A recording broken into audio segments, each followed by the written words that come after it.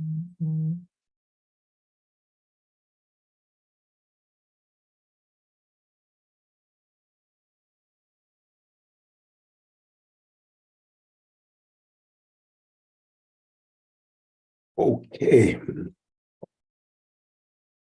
All right. My name is Olatunji Shobodu. Once again, welcome to the Authentic Leadership Academy weekly live business session. We do this every week. We come together to share a fresh perspective on the subject of leadership, with special emphasis on building the capacity to remain authentic in our leadership roles. That's what the community is about. That's the strongest platform for conducting your leadership assignment.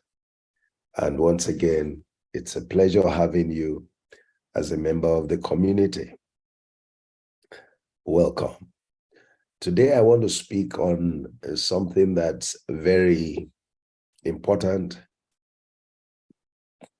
It's an aspect that every leader must prepare for.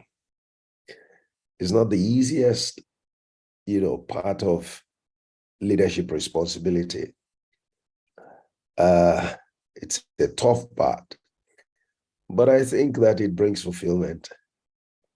It's a necessary requirement. It's what proves, that you have done leadership right. Not necessarily what many people want to subject themselves to. Often the bane of leaders, but is still the secret to attaining that status of greatness and success in leadership. So I want to speak to the subject of the scars of leaders. The scars of leaders. The scars of leaders. That is, leaders, true leaders have scars. And when they need to show it, they will show it. They don't flaunt it. All right. It's unavoidable. And it's tough, but they bear it. But it makes the difference because it brings about success. All right, as our tradition is, let's read one or two scriptures. And I want to draw your attention to John 20. And we'll be reading verses 24 and 25, actually. 24 and 25.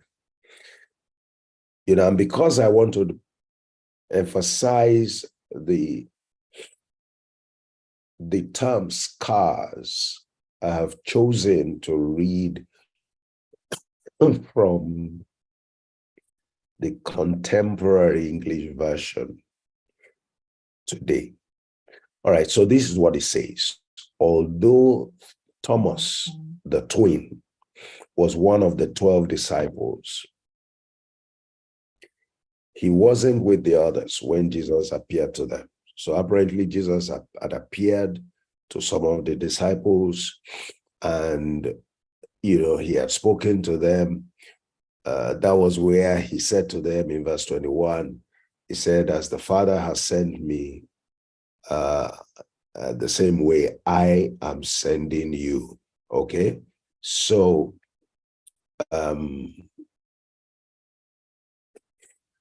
so Thomas wasn't with them. And when he was told that they had seen the leader, he reacted differently. Okay. So in verse 25, let's see the way he reacted. It says, so they told him, we have seen the Lord. But Thomas said, first, I must see the nail scars in his hands and touch them with my finger. I must put my hand where the spear went into his side. I won't believe unless I do this.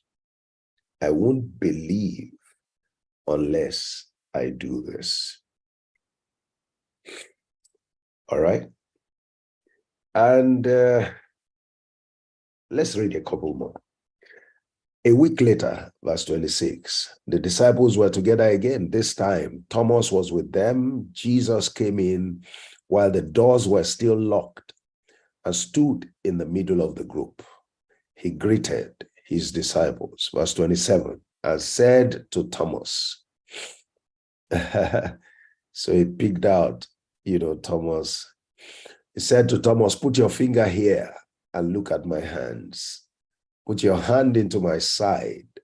Stop doubting and have faith. And Thomas replied, you are my Lord and my God. And Jesus said, Thomas, do you have faith? Because you have seen me. The people who have faith in me without seeing me are the ones who are really blessed. Are the ones who are really blessed. Before I leave that portion, let's register something here. When Jesus said, you have chosen to believe because you saw, but the people who are really blessed are those who believed before they saw. That means there are two kinds of blessings.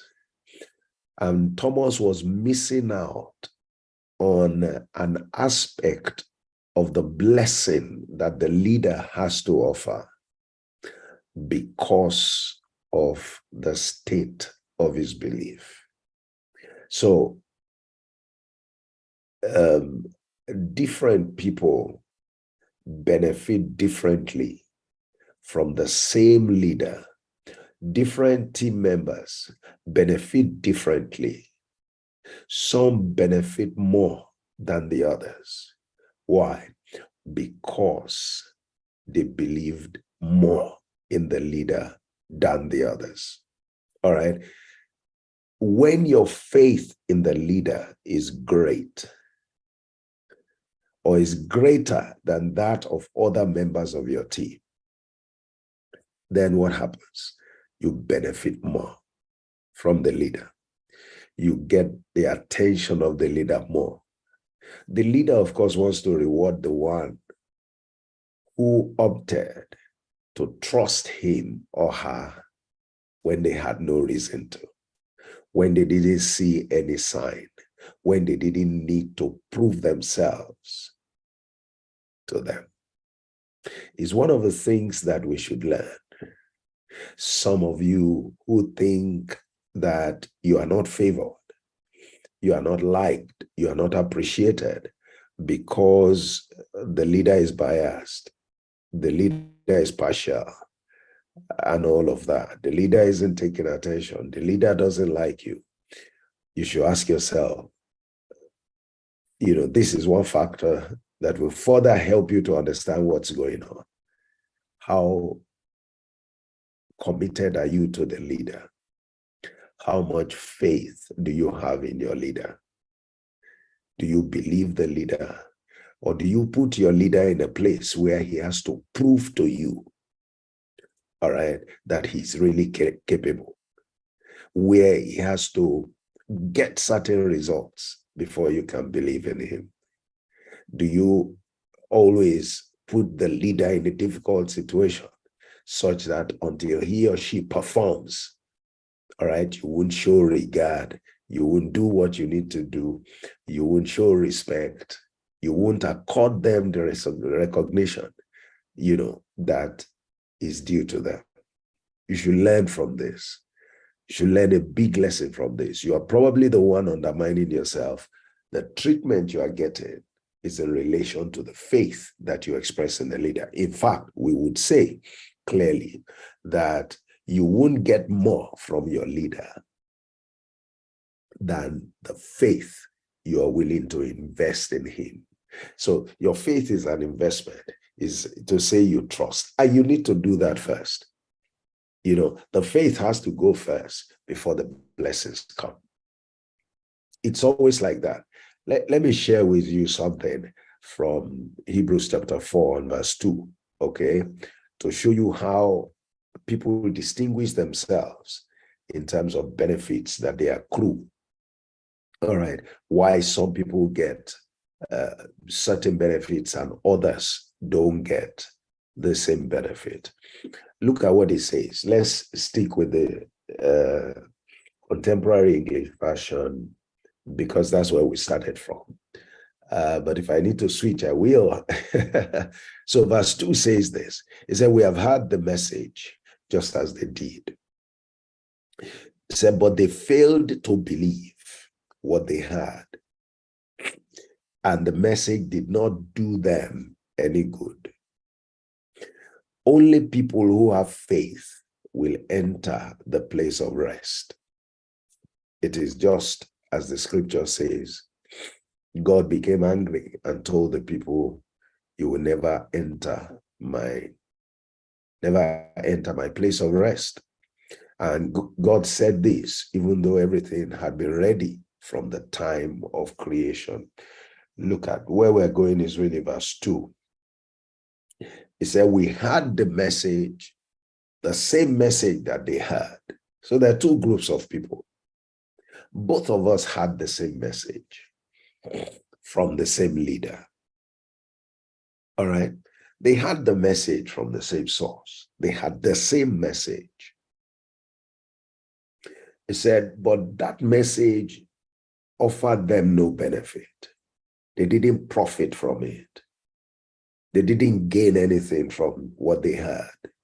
Why? Because they didn't believe what they heard. But we, obviously, in contrast, we believed. We believed what we heard, and we received the blessings. So faith made the difference. And to the extent, therefore, that faith is in grades, all right? That means blessings are in grades. It is the faith that extracted the blessing and put it in their possession. It's the same thing with your leader. And if you look at yourself in your leadership position, that's how you most probably interact with your people. It's not that you're biased. It is that people engage faith as a way to differentiate themselves as they seek to benefit from you as a leader. What he says let's go there, in John chapter 1, verse 12, is this. It says there, again, the CEV version, it said, yet some people accepted him and put their faith in him. So he gave them the right to be the children of God. They accepted him, put their faith in him. He gave them the right to be children of God. All right? He gave them the right. So it is the faith that secured for them the benefit, the right to become. All right? They believed in him. And that was the instrument for taking delivery of what he had to offer. That's it with leadership. You distinguish yourself in terms of what you benefit from your leader by how much faith you express in your leader. You won't get more from your leader concretely than the faith that you expressed in a leader, a true leader, a true leader. It's important to make that point while we're at it. And that's what Jesus was saying to this fellow, that you are waiting to see the signs. You are waiting to see the scars before believing. It took you to see my scars before you could believe. Whereas the same scars were undertaken on your behalf. They were undertaken on your behalf. Let's get back to the real subject matter. Okay, so the point is that he said, I must see the nail scars, and the leader, Jesus, acknowledged the scars. The point here is this, is that true leaders have scars. They have scars. And the scars, they acquire them, in quotes, in the process of their leadership assignment. They take the bullet for their people. That's how the scars come. They are protective of their people. So much so that they would rather be hurt than allow people that they have responsibility for to be hurt. They shield their people from management. How often I have been in a position where I have to take responsibility for what clearly was not my goof. But I was the head, and I wasn't going to sacrifice any of the people working under me. It's my responsibility as a true leader to shield them. They made the mistake, a grave mistake. My bank may have lost money, or there could have been some very negative or adverse consequence. Embarrassing to me that I don't believe, I deserve, all right, to suffer. But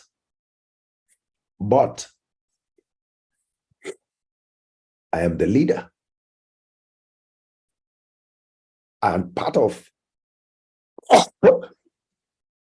what is required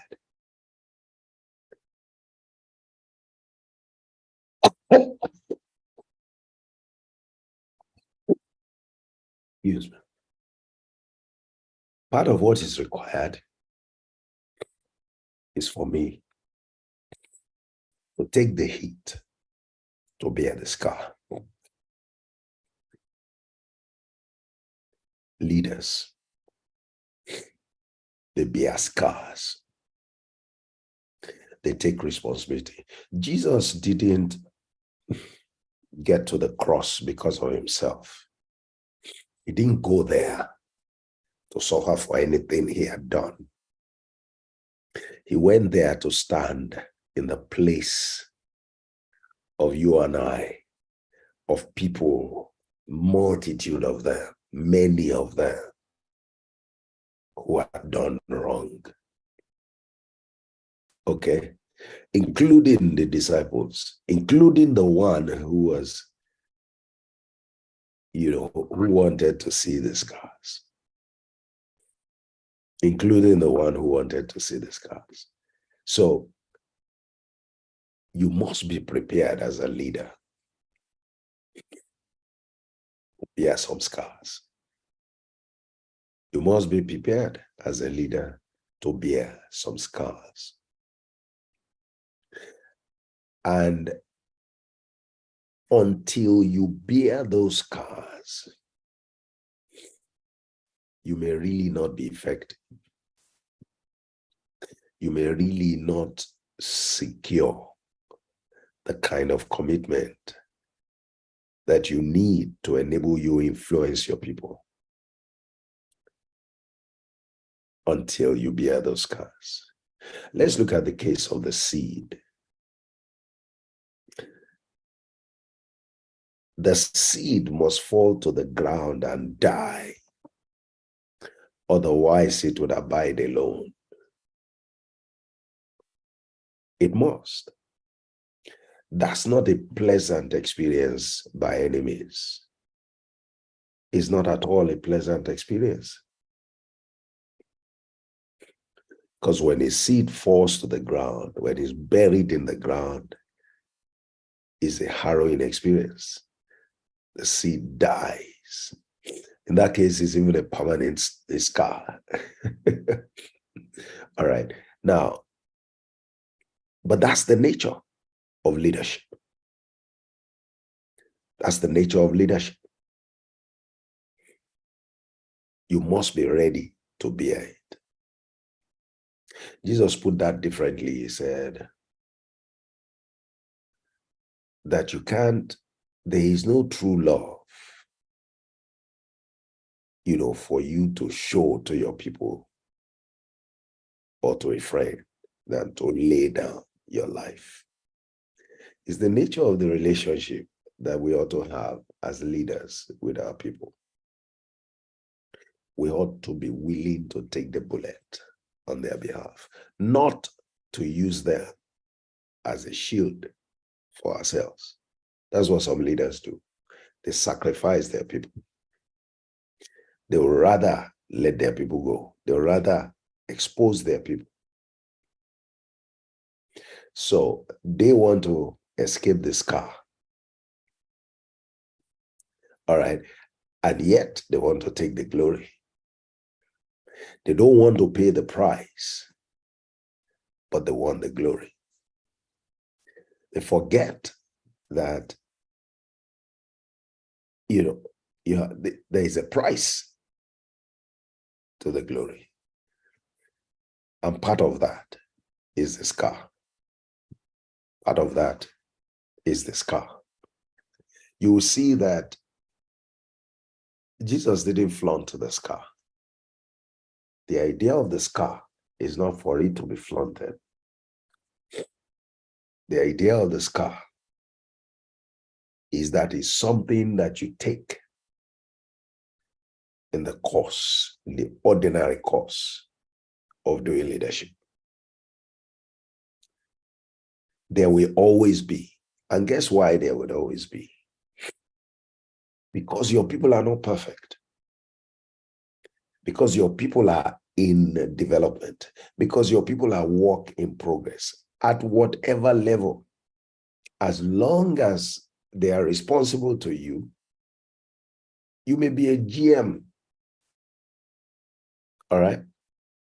But, if an assistant general manager is reporting to you,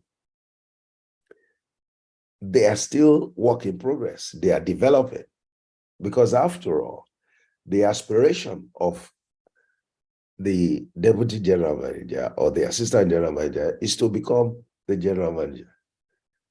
And to make that move, some development has to take place.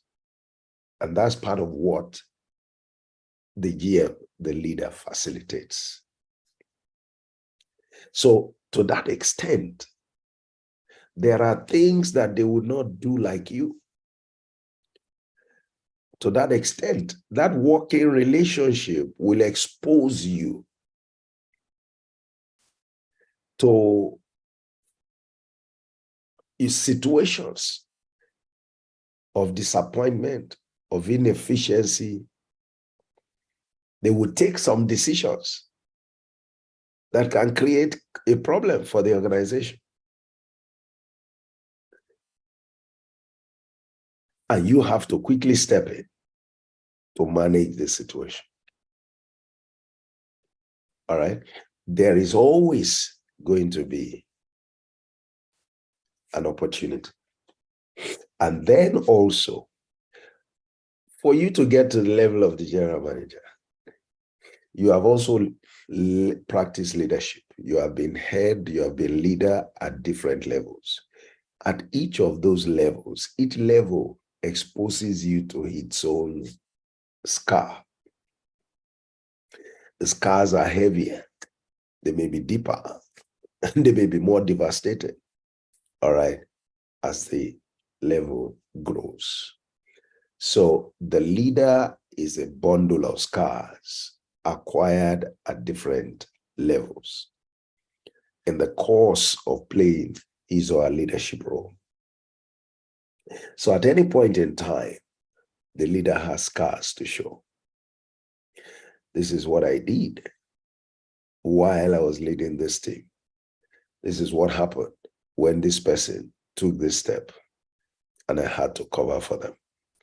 This is, all right, experiences from different responsibilities at different times with different sets of people, all right, all in the course of doing leadership.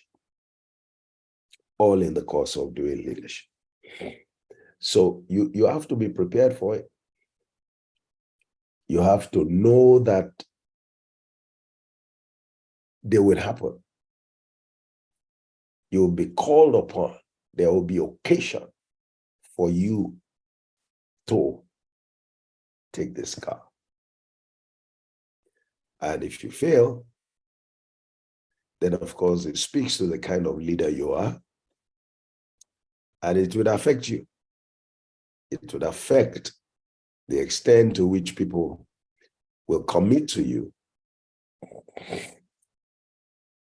Okay, and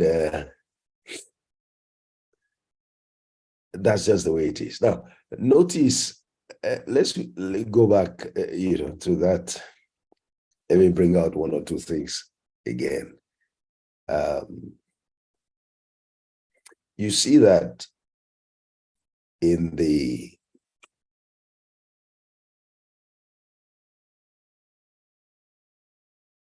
okay, so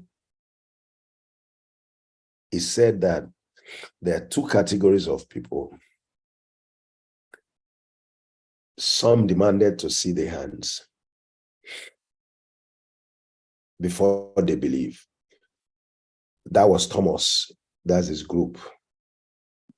But Jesus said there was another group that didn't have to see any hand, and they believed in spite. Okay. And one group, as we've said, benefited from the other. So what you have to be prepared for is this, is that different members of your team will vary in their disposition towards you. Some would want you to show them signs. It reminds me here of what the Pharisees were doing. They always wanted Jesus to show them signs to confirm that he was the Son of God. And Jesus said, it's an evil generation that requests for a sign. All right. He never obliged. Even though at some point he said, well, he told the people that if you don't believe because of what I have said, why not believe because of the works?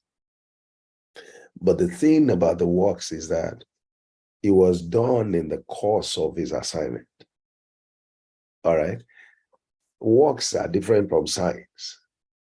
The signs was the proof that the people wanted, these fake guys wanted him to exhibit, to show them, as though they would believe. All right. They never had any intention of believing. They probably wanted more things to use against it. Their intentions were not noble at all, but they would ask for a sign. And there are people like that in our teams. There are people like that who are members who you are leading today. They want to see you do things first. They even ask you to demonstrate to them that you have the capability, either directly to your face or inadvertently. All right? They might imply it. And you don't dignify them. You have nothing to prove to them. Okay? A leader should not be obliged to prove himself. That's the lesson from that. To people who are not serious. Because if you truly want to believe your leader, it comes not from the signs primarily. It should come from the words and the conduct of the leader. All right? Faith comes by hearing. You understand? When we looked at that reference in Hebrews 4 and verse 2, what were we talking about? We were talking about the message, the words that people had, two categories of people. And what was relevant to the words that were spoken, to the communication that was taking place? Faith. He said, what you communicated to me is the same thing that you communicated to her, but I got benefit from what you communicated because I believed it. The other person failed to get benefit because she did not believe. Okay? That's what it is. You understand? That's what it is. So there are people like that in your group. There are people like that in my group. And you may have met people like that before. But there's a lesson in there. If there are those who are not willing to take us seriously, we shouldn't be obliged to prove ourselves to them that we're worthy leaders. All right? Leadership isn't about proving yourself because somebody wants you to convince them why they should by doing specific things. Okay? That's why, in fact, when the devil was trying to tempt Jesus, all right, he said, well, you're hungry. Why not turn these stones to bread? You have the power to do so. He wanted signs. Although he knew exactly who he was. But if he had done that, he would have turned around to accuse him of abuse of powers. There was nothing noble about his intention. So you don't want to dignify people who have no noble intentions with any proof. It's a very important lesson in leadership. I have nothing to prove to you about my competence to lead. To you as a follower, when you have no intention, your mind is made up. That's on the signs. But I can show you the scars. Because in this case, Thomas was not being mischievous. It was just reflective of his level of development. After all, he had been with the team, but his level of commitment, his level of faith was not at the level of the likes of Peter. You know, indeed, of the likes of all the other 11, of the other 10. And it showed here. He still wanted to be sure, to be sure, to be sure. He wasn't asking for a sign. He wasn't asking Jesus to do. He wanted to authenticate the fact that, yes, we saw you on the cross, But are you the same one that we saw on the cross? It's a different ballgame. Okay. So there are people in your team that will become even more convinced about your credibility as a leader when you share the scars you have experienced in your leadership journey with them. Maybe not even the scars you have taken on their behalf. Many times, the leader, all right, is at the receiving end on behalf of his or her people when his or her people drop the ball.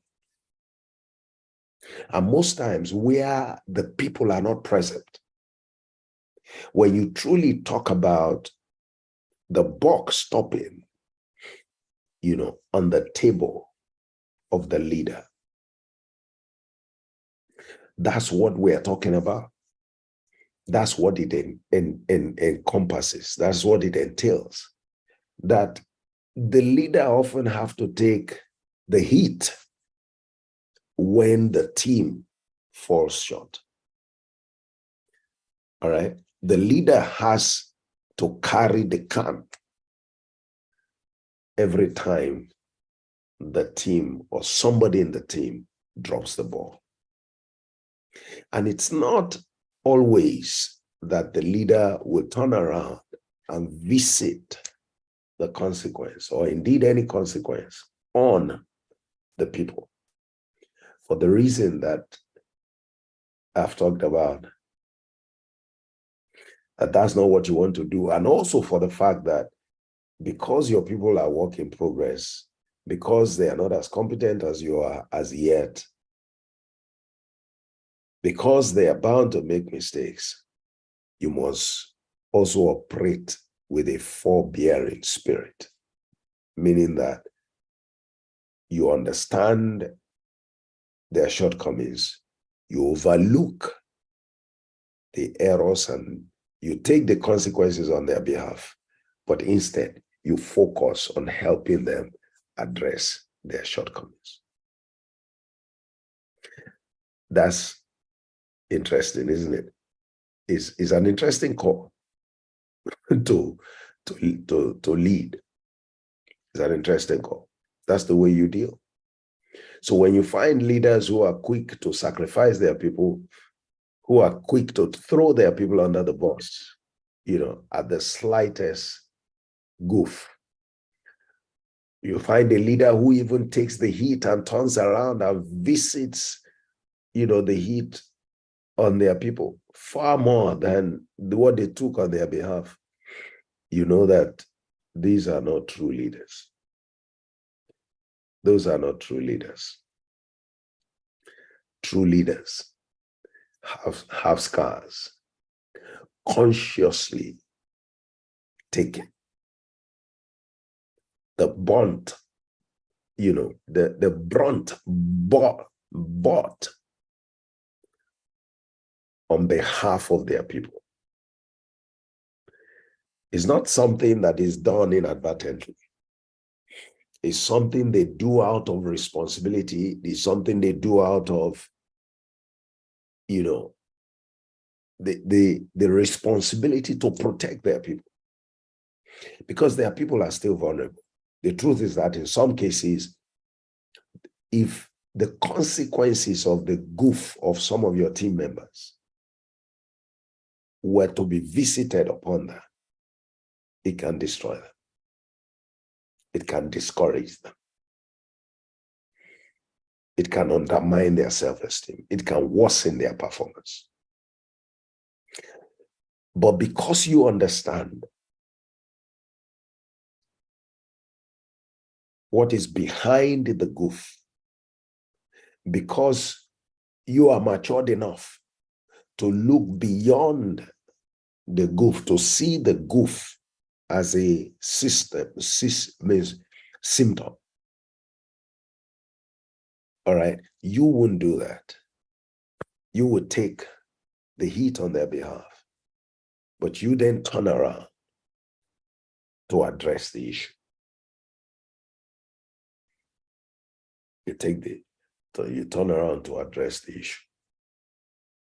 The lesson, of course, is there for your people to learn that they undermine themselves if they wait to see the scars, your scars as a leader, before they choose to believe. It's not that they won't benefit, it's that they won't benefit as much as those who believe without the scars. People want you to prove how you have stood for them, how you have shielded them, how you have protected them when they made one mistake or the other. Doesn't encourage you. Jesus wasn't excited about the position that Thomas took here, but he was far more matured. He was matured enough to take it in his stride. And he pointed out to him that, look, you are the one who loses benefit, not me. It's not the leader who loses, because it's the follower who has something to gain from the leader. It's always the case.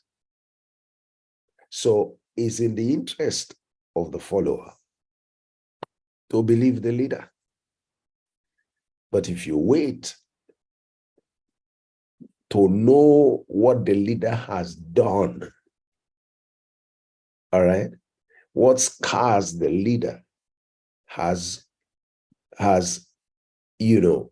incurred, has suffered because of you or any other follower in his history or in his experience, you will be the one to lose. You will be the one sacrificing some of the benefits you would otherwise have derived, because it reflects the extent of your trust in the leader, the extent of your belief in the leader. The leader will do it anyway. True leaders will do it. They don't want you to celebrate them for it. They don't want you to clap for them for it. They don't want you to reward them for it. They do it as a matter of course. That's why they don't flaunt it. That's why they don't talk about it. And if they talk about it, they talk about it with the intention of teaching so that you can learn from it.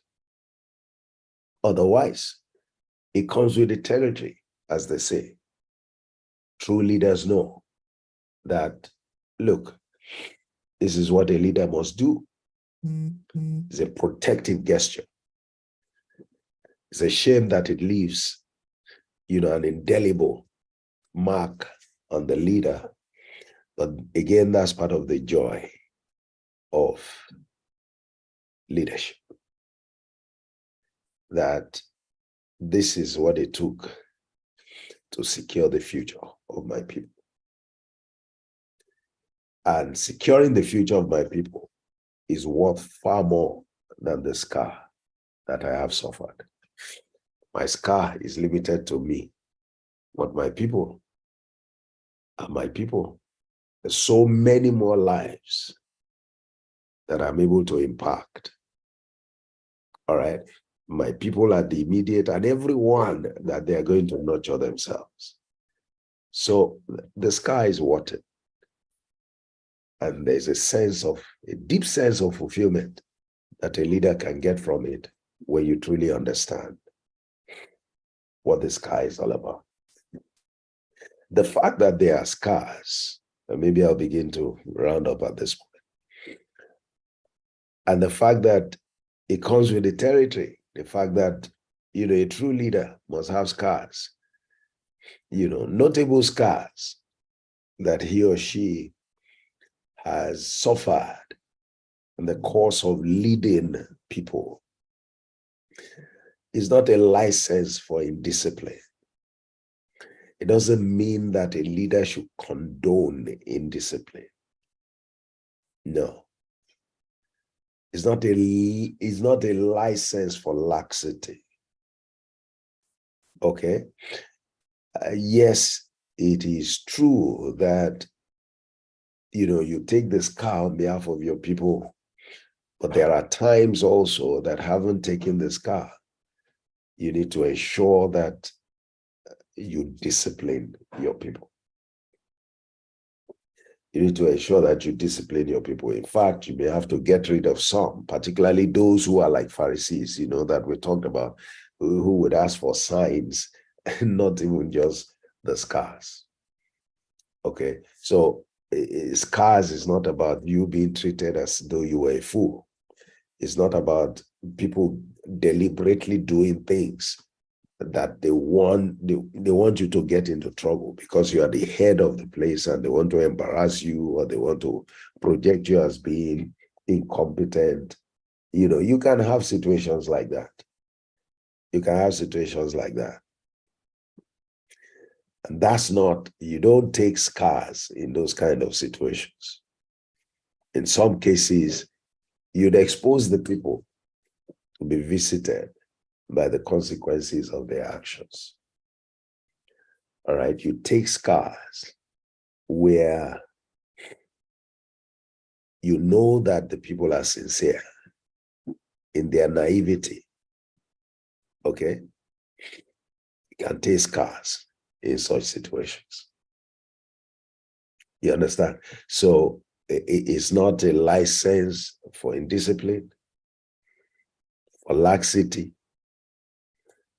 all right? For anything goes. Far from it. Far from it. Far from it.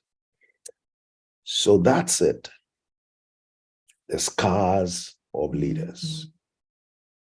You want to be a true leader, an authentic leader. Wear your scars. Be ready for scars. The scars are like stars. The scars are the forerunner of stars that you get as a leader. When you see 5-star leaders, they have 5-star grade of scars. 5-star leaders have 5-star grade of scars. All right. Imagine, who could bear the kind of punishment that Jesus bore on the cross? You can't even think about it. You can't think about it. But he did. And that's why he is who he is. And that's why there has been the quality of his impact. See, he was so magnanimous in the way he responded to Thomas. Imagine if that were to happen in our day and age, and somebody that you paid that kind of price for is now saying, look, I won't believe until I see his hands, until I see his side, and I put my hand in there. What? Really? Is that so? We will naturally get pissed off. And we are almost, sure to act it out against that person. Possibly that person will just enter into our black book. Well, that's where the difference lies. That's where there is a difference. It doesn't have to be like that. The leader is magnanimous. He knew that, this is what he had to do. He knew that, Thomas was sincere. All right. That was his level of development. And he helped him further, saying, okay, no problem. I'll share with the scars with you. Put your hand in here. Touch the scar. And that settled it. He didn't get upset. He was wiser. He was more matured. You and I need to be like that. You and I need to be like that. So when we talk leadership and we talk authentic leadership, when we talk, about true leaders, we'd like to know what scars they have borne. Without this scar, we'd have to question what kind of leadership they provided. Because we know that true leaders must bear scars. And they must be able to show it if we need to see it. It takes a lot to be able to do that. The spirit of sacrifice. Putting the others above yourself. Knowing that this is important. Recognizing that you need to shield them. They are in development. Mistakes will arise. All right. And they can learn to avoid such mistakes recurring. So if you like, the scar is the price for progress in the course of training your people. Makes it worth it. Makes it worth it. All right, so let me close with that for today. The last 4 weeks, by the way, we ran a series called the Divine Blueprint on Leadership, parts 1 to 4. So you may want to check that on the platform. Please avail yourself of, those sessions if you didn't attend. Very rich sessions, enlightening, empowering as well. And today we'll be talking about the scars of leadership. Every Wednesday we look at, an aspect that helps us to lead better so that we can continue to improve on that status of authentic leadership. Don't forget, if you have benefited, share the link and subscribe to the community if you are not yet a member. And for those who may not be aware, your VIP membership makes you entitled to a 70% commission when you invite others to join the community. So that way you only need 2 persons. In fact, you need 1.5 people to underwrite the cost of your membership, okay? And that's good. It's so that, we're doing that. You may be wondering, why are we doing that 70% commission? Well, yes, we'd like to populate, the community. Our focus more is in delivering impact on as many people as possible. And that's one of the ways we believe we can do that. So we're counting on you, to reach out to others. This is the kind of benefit that everyone can get without depriving, others of getting theirs. All right. And you have seen that it takes faith for everybody can hear the same thing, but some people will get more benefit than the others based on what they believe. And what they believe is expressed through their action, okay, on what they heard. So I want to encourage you to, join. When you join, you become part of the affiliate. You join the affiliate program. It's the affiliate program that gives you access to, earn that kind of income as you learn, and indeed to even make money on the side. Because imagine if you need 1.5 people to underwrite your cost, the commissions from them will pay for your own monthly, subscription fee. What if you had 10 people? What if you had 20 people?